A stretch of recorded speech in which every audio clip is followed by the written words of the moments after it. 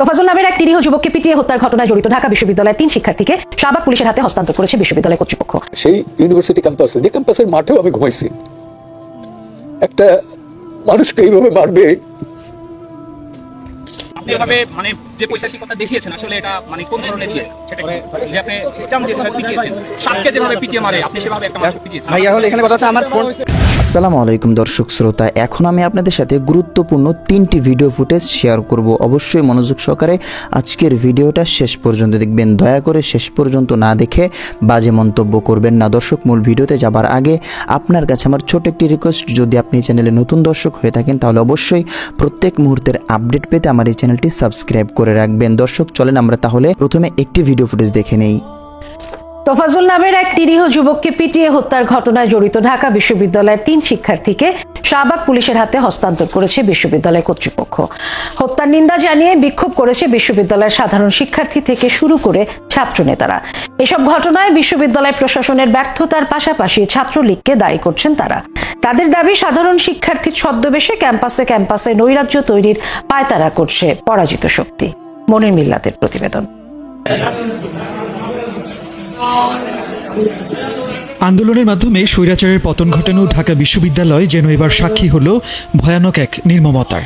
বুধবার রাতে ঢাকা বিশ্ববিদ্যালয়ের ফজলুল হক মুসলিম হলের অতিথি কক্ষে তোফাজ্জল নামের মানসিক ভারসাম্যহীন এক যুবককে চোর সন্দেহে দফায় দফায় পিটিয়ে হত্যা করে একদল শিক্ষার্থী, যা দেশের প্রতিটি বিবেকবান মানুষকে নাড়া দেয়। একই দিন জাহাঙ্গীরনগর বিশ্ববিদ্যালয়েও ছাত্রলীগের সাবেক এক নেতাকে পিটিয়ে হত্যা করা হয়।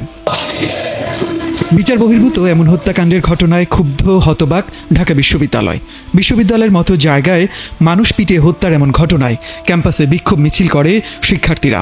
তারা বলছেন, ছাত্র জনতার ঐতিহাসিক বিজয়ের পর এমন নির্মম ঘটনার জন্য তারা কোনোভাবেই প্রস্তুত ছিলেন না।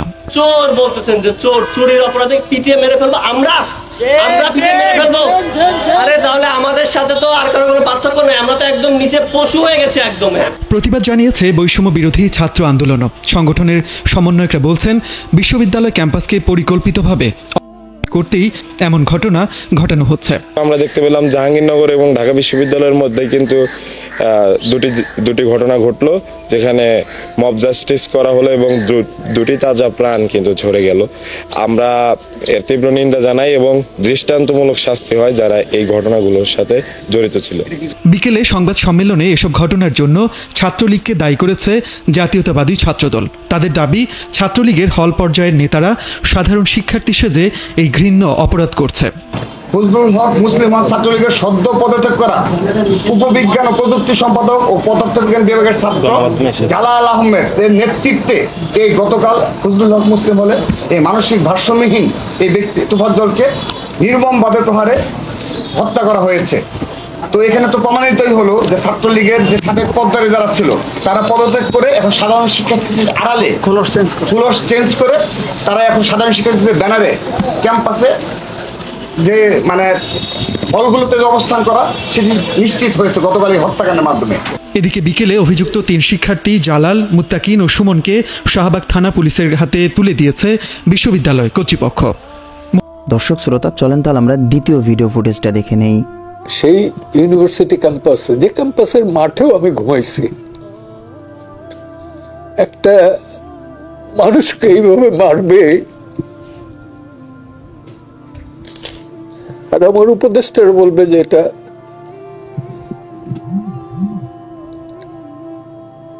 কি বলবো, যে নিন্দাজনক না কি জানি বলছে।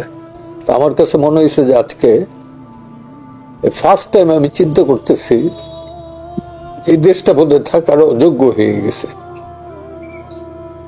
এই ছেলেটাকে আমি চিনতাম ব্যক্তিগতভাবে, এবং সকালে দেখার পরে আমার সেই মন মানসিকতা কোট করব এটা নাই। একটা অ্যাবনর্মাল লোক, অপ্রকৃতস্থ মানুষ, যার প্রতি আমরা সহানুভূতি দেখাবো, তাকে ভাত খাওয়াইয়া, কতখানি ঠান্ডা মাথার কাজ, ভাত খাওয়াই পিটে মারবো, এটা তো অচিন্তনীয়। এই বড় বড় তো ঢাকা ইউনিভার্সিটির মতো যদি ছেলেরা করে, তার যাওয়ার জায়গাটা কোথায়? যেখান থেকে 52 ভাষা আন্দোলন, 69 আন্দোলন, 71 স্বাধীনতার পতাকা, স্বাধীনতার ইস্তেহার সবকিছু হইল সেই ইউনিভার্সিটি ক্যাম্পাসে, যে ক্যাম্পাসের মাঠেও আমি ঘুমাইছি। একটা মানুষকে এইভাবে মারবে, আর আমার উপদেষ্টারা বলবে যে এটা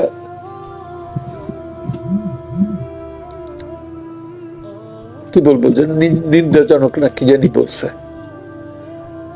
তা আমার প্রশ্ন হলো যে স্বরাষ্ট্র উপদেষ্টা উনি এটার বিরুদ্ধে কি অ্যাকশন নিছেন? আজকে বাংলাদেশে 30 থেকে 35টা মব জাস্টিসের এই ঘটনা ঘটছে। যদি না আনেন তাহলে ওনার উচিত পদত্যাগ করা, লজ্জা থাকলে পরে বিন্দুমাত্র পদত্যাগ করা উচিত, এবং জনগণের কাছে হাত জোর করে মাপ চাওয়া উচিত। 71 পরও এরকম মব জাস্টিস হয় নাই। একটা মব জাস্টিস হইতেছিল ওই ইসে ঝেনু কি পুস্তিকা, কাজী আনোয়ার হোসেন, ডক্টর কাজী মোতার হোসেনের ছেলে, সে একটা আর্টিকেল লেখার পরে একদম থেমে গেল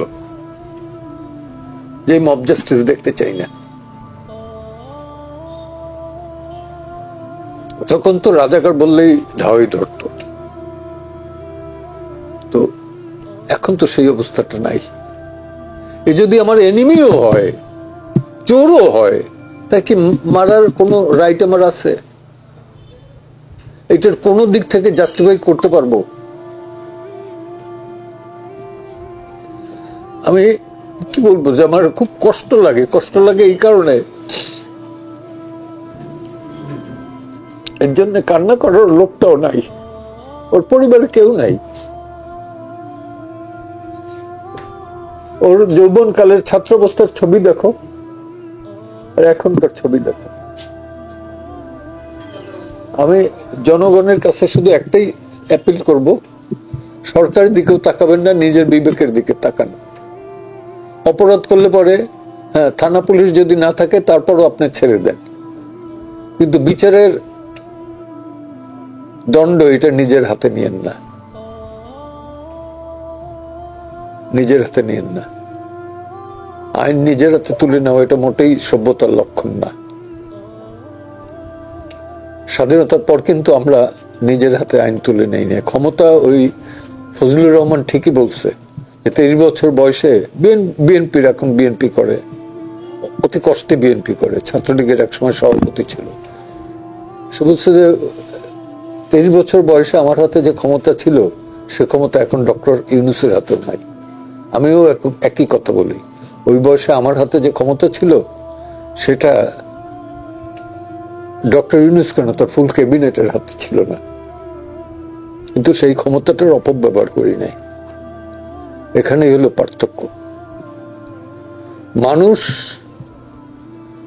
সে হতে পারে অ্যাবনর্মাল, কিন্তু তাকে মারার কি আমার কোনো অধিকার আছে? আমার আত্মীয় না কি না, কিন্তু একবার চিন্তা করি যে আমার আত্মীয় হলে পরে কি করতাম। আজকে ফার্স্ট টাইম আমি চিন্তা করতেছি যে আমার পরিবারের কেউ দেশে নাই, শুধু আমি আছি। দেশটা স্বাধীন করছি, আমি চাই যে এই মাটিতে আমি মারা যাই। দর্শক শ্রোতা, চলেন আমরা তাহলে আজকের শেষ ভিডিওটা দেখে নেই। আপনি এভাবে মানে যে পৈশাচিকতা দেখিয়েছেন আসলে এটা মানে কোন ধরনের ইয়ে, সেটা কি? যে আপনি ইসলাম দিয়ে যেভাবে পিটিয়েছেন, সাপকে যেভাবে পিটিয়ে মারে আপনি সেভাবে একটা মানুষকে পিটিয়েছেন। ভাই এখন এখানে কথা হচ্ছে আমার ফোন, আপনি একটা ফোনের জন্য আপনি নিজে বলেন যেভাবে মারা হয়েছে গতকাল। ভাই এখন কথা হচ্ছে যে ভাই আমি হচ্ছে যে ওনাকে হচ্ছে যে জাস্ট শুধু আবেগের বসে আমার যে ফোনটা হারাইছে ভাই, মানে টিউশনি করাই যে ফোনটা কিনি ভাই। আপনি কি ঢাকা বিশ্ববিদ্যালয়ে? হ্যাঁ আমি ঢাকা বিশ্ববিদ্যালয়ে। আপনারা দেখছেন যে একজন মানুষ আসলে তাকে এই মুহূর্তে শাহবাগ নিয়ে যাচ্ছে। আসলে আমরাই বুয়েটের সামনে থেকে আপনারা দেখছেন যে ঢাকা বিশ্ববিদ্যালয়ের শিক্ষার্থীরা তাকে এই মুহূর্তে ধরেছে বুয়েটের সামনে থেকে। সেই ঘাতক কিন্তু এখন ঢাকা বিশ্ববিদ্যালয়ের শিক্ষার্থীদের হাতে আটক রয়েছে। আমরা এই মুহূর্তে রয়েছি বুয়েটের সামনে। আপনারা দেখছেন যে সেই ঘাতককে কিন্তু ঢাকা বিশ্ববিদ্যালয়ের শিক্ষার্থীরা ধরেছে। কালকে যেই অনাকাঙ্ক্ষিত ঘটনাটি ঘটছে আসলে যে যেই যাকে হত্যা করা হয়েছে তার যে মূল ঘাতক, সেই ঘাতককে কিন্তু ধরা হয়েছে। আমরা রয়েছি, আপনাদেরকে দেখানোর চেষ্টা করছি। ভাই তার হচ্ছে সাকিন মুক্তাসিন। হ্যাঁ, ঠিক আছে। ও হচ্ছে আপনার এই কি পুষ্টি ইনস্টিটিউটের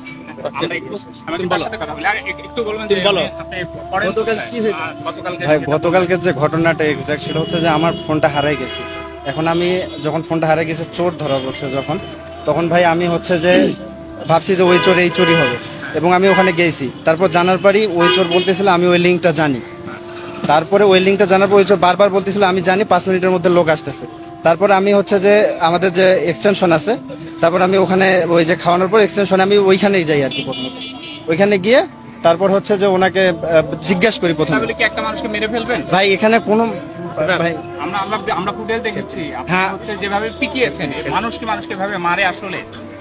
ভাই এখন কথা হচ্ছে যে ভাই আমি হচ্ছে যে ওনাকে হচ্ছে যে জাস্ট শুধু আবেগের বসে আমার যে ফোনটা হারাইছে ভাই, মানে টিউশনি করাই যে ফোনটা কিনি ভাই। আপনি কি ঢাকা বিশ্ববিদ্যালয়ে? হ্যাঁ আমি ঢাকা বিশ্ববিদ্যালয়ে কত ডিপার্টমেন্ট? 21 বাইশ সেশন। আপনি 21 বাইশ সেশন করেন ঢাকা বিশ্ববিদ্যালয়ে। একজন অপরাধী যদি হয়, অপরাধ ভাই কি বলে? এখন এখানে কথা হচ্ছে আমাদের এর আগে অনেকগুলো ফ্রেন্ডের ফোন হারাইছে, এটা কোনো যোগাযোগ নিতে মানে কোনো পদক্ষেপ নেয় না, না সেটা কি আইনগত? এবং আইনগতভাবে আমরা গিয়েছিলাম। সেখানে তো আরো শিক্ষার্থী ছিল। আপনি এভাবে মানে যে পৈশাচিকতা দেখিয়েছেন, আসলে এটা মানে কোন ধরনের সেটা কি? যে আপনি স্টাম্প দিয়ে যেভাবে পিটিয়েছেন, সাপকে যেভাবে পিটিয়ে মারে আপনি সেভাবে একটা মানুষকে পিটিয়েছেন। ভাই এখন এখানে কথা হচ্ছে আমার ফোন, আপনি একটা ফোনের জন্য আচ্ছা আপনি নিজে বলেন যেভাবে মারা হয়েছে গতকাল, এটা না, না, কোন মানুষকে মারে কতটুকু যৌক্তিক বলেন তো? আপনি নিজে বলেন যেভাবে এখন ও ভাই ও বলতেছিল যে ও জানে, বলেন আপনি কথা বলেন। ও বলতেছিল যে আমিও জানি, এবং ওকে আমরা একটা ভিডিও ফুটেজ দেখাইছিলাম। ও ওইটার নাম বলতেছিল মিজান, বারবার মিজান বলতেছিল। তো আমি বললাম যে আপনি বলেন, আমাকে ফোন দিলে আমরা কিচ্ছু করবো না, জাস্ট আপনি যান। আপনার সাথে কারা ছিল? আমার সাথে হলে সবাই ছিল। নাম বলেন তো একটু, যারা আপনার সাথে ছিল, গতকালকে এই ঘটনার সাথে যারা জড়িত ছিল এবং যারা পিটিয়েছে, এদের নাম বলেন। এখন পিটিয়েছে ভাই, সবাই পিটিয়েছে ভাই। একবারে নামটা বলেন, যতজন নাম বলেন। ভাই এখানে ভাই সবাই লাঠি গুড়ি ভাই যা পারে সবাই দিছে। এখন আমি ভাই আগে বসে ভাই এর নাম জানে না ভাই। আমরা শাহবাগ থানায় নিয়ে যাই, আপনারা চলেন শাহবাগ থানায়, তারপরে বাকিটা হবে। কারণ এখানে হতে পারে। ডিও নিউজ নামে একটা সাংবাদিক চ্যানেল আছে, ওইখানে বলা হয়েছে ওদের 6টা বোন চুরি হয়েছে। হওয়ার পরে ওইখানে ক্রিকেট ফুটবল টুর্নামেন্ট চলতেছে, এই লোকটা এসেছে এখানে, কিন্তু এরা জানেও না যে এ চোর। এর সন্দেহের বশত এই মেরে এরা, এবং ভাই ও বলতে। তো প্রিয় দর্শক, আজকের ভিডিও পর্যন্তই ছিল। দেখা হচ্ছে পরবর্তী কোনো আপডেট ভিডিওতে। সে পর্যন্ত সুস্থ থাকবেন, ভালো থাকবেন, আমার জন্য দোয়া করবেন। আসসালামু আলাইকুম রহমতুল্লাহি তাআলা ওয়া বারাকাতুহু।